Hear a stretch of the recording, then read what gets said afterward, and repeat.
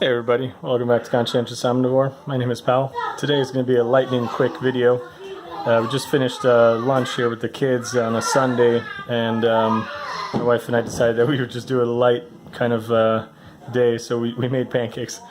And you guys have probably seen my videos before, hopefully. I show you how to make these. They're whole foods, no oil pancakes. Thanks to the tip on using low heat, which I got from Liam. So yeah, thanks Liam again. And today I had a couple toppings. We had the maple syrup, which is kind of the classic, and then we also had some blended fruits, because my kids, I find, tend to eat the fruits a lot better when it's all kind of like mushed up like this.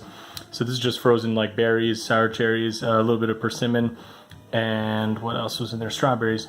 So we had that. But then the reason for this video, because I don't want to just rehash everything, is this. Just got this spread, this like hazelnut spread this week, and I just wanted to do a quick mention of this. If anybody has not tried this Vida vegan hazelnut chocolate spread, this stuff is just completely like amazing.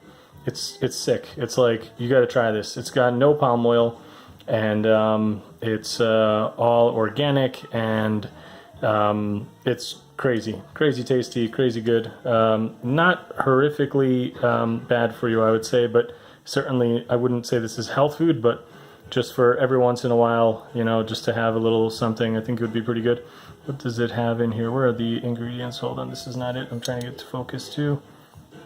Oh, I got the ingredients in Hungarian, but anyway, it's basically cane sugar. What is this? What do you call it? Sunflower oil. The hazelnuts. It's got cacao powder. It has cacao, I guess oil or fat or whatever you want to call it.